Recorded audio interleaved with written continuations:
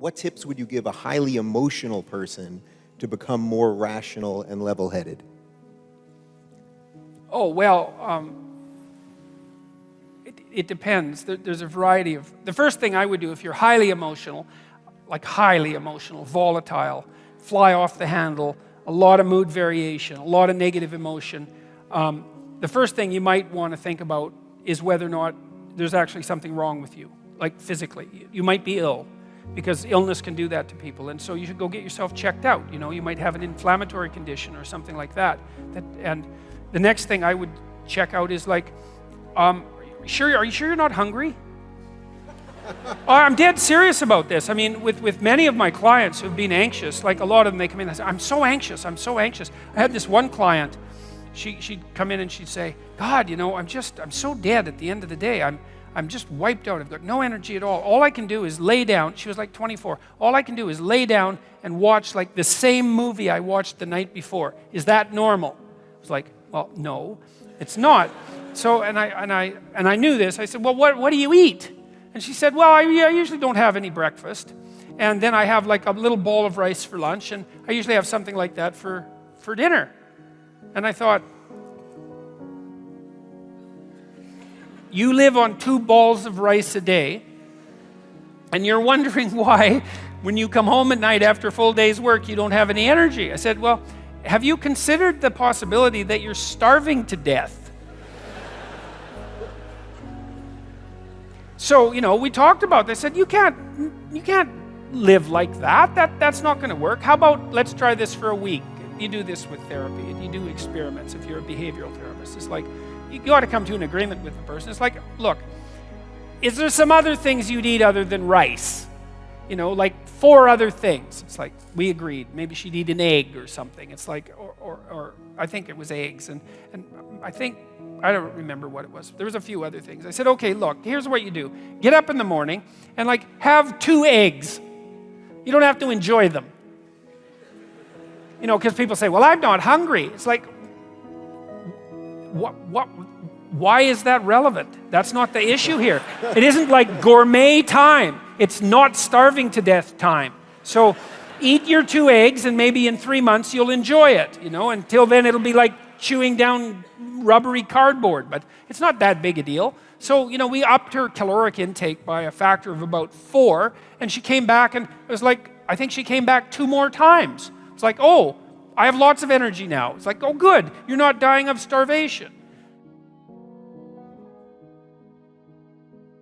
If you're a volatile person, try this. Eat a high-protein, high-fat meal in the morning. No sugar. And a big one. Like have a steak. Have something solid. And doesn't matter if you like it. Who cares? Cook it the night before if you don't want to cook it then. Just try it for a week and see what happens. My suspicions, I've had half my clients, I would say, have dropped their volatility levels 50% by eating a high-fat, high-protein breakfast. And then also notice that if you are crabby, you know, and volatile and touchy and you can't get along with anyone, go eat something. Like have 2 teaspoons of peanut butter and wait 10 minutes and see if you're still a witch.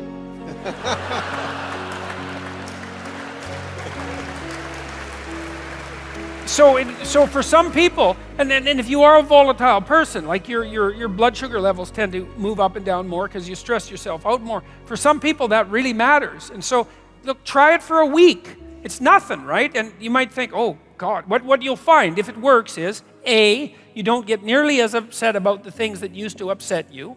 So, and that'll be a shock. You'll think, oh my God, I would have flown off the handle because of that before, and now it's hardly bothering me. So that's a lovely thing. And then the second thing is, if something bothers you, you'll recover way faster. And so that's a good start. And so try that. That's no harm. It's not going to hurt you. Try getting up at the same time every day. That's really important. If your sleep-wake cycle is not regular, and you're a volatile person, say biochemically, genetically, having a sleep-wake cycle that's dysregulated is going to be very hard on you. So it doesn't matter quite as much when you go to bed, although it would be good to regularize that too, but at least pick a time. You can pick whatever time you want. Like I would recommend like 8 o'clock or 7:30 because that's what normal people do. And unless you have a really good reason not to be a normal person, you should start by trying to be a normal person if you're being an abnormal person. So try to get up at the same time and try that. You can combine that with eating and see, like my suspicions are 50% improvement virtually immediately with that. And then if that doesn't work, well, then there are more serious things that you can consider. Being checked out by an MD and making sure you're okay. You might want to go talk to a therapist. Having dysregulated negative emotion is no picnic, man, and it's really hard on the people around you as well. So those are that, and you know, I have this program online I mentioned. The other thing you could try is go online. I have this program called Future Authoring. You could do the past authoring program and bring yourself up to date, but Future Authoring is a program that helps you make a plan for your life. You know, and what do you want from your friends, your family, your career, your education? How are you going to take care of yourself mentally and physically? Where would you like to be in 3 to 5 years? How are you going to regulate temptation, drug and alcohol use, and that sort of thing? You know, keep yourself out of trouble. And how are you going to stop yourself from deteriorating to where you could deteriorate if you weren't careful? You can do a credible job of the program in an hour and a half. You know, it's proved very useful for people. Maybe you're kind of aimless and you need a plan. That's another possibility. So, but don't live with it.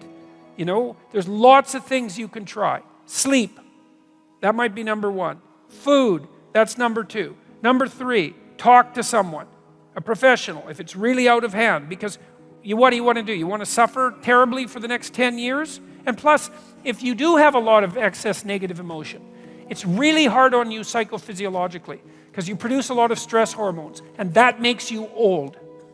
So it's dangerous physically as well. So, and it's hard on your brain. So if you can get it fixed, fix it. I don't know what your eating habits are like or your sleeping habits, but if you are an anxious person and that's manifesting itself in, say, neurotic overanalysis, there's 2 things you can do very rapidly, 3 things really, that will help quell that. Well, 4 things even. Number 1, get up at the same time every day, and I would recommend in the morning because that's when people generally get up, and it's good to do what everyone else does unless you have a good reason not to.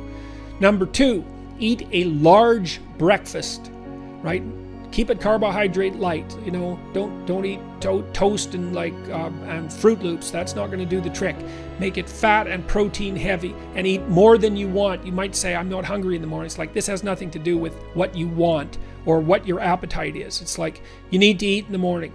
If you're an anxious person and you don't eat in the morning and then you stress yourself out, your body hyperproduces insulin. It takes all the blood sugar out of your blood, and that dysregulates your metabolism for the entire day. You can't reset it till you go to sleep at night. And I've had lots of anxious clients who would say fall into the overanalytic category, who were like virtually cured by eating a large breakfast every morning. I would highly recommend that. You could try some physical exercise. Weightlifting is really good for curing anxiety. Another thing you could do, as I alluded to earlier today, is to make a schedule and start attending to your daily micro routines.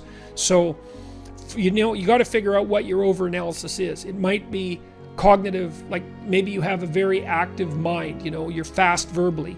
Are you fast verbally? One way you can find that out is to do something like write down as many words as you can that begin with the letter S, for example, in 3 minutes. Do that with a bunch of your friends, and if you're someone who writes down way more words than anyone else, then you're verbally fluent, and that might be driving some of your overanalysis. But my guess is that you're suffering from some rumination that's related to anxiety, and so I told you what I think the simplest ways are to rectify that.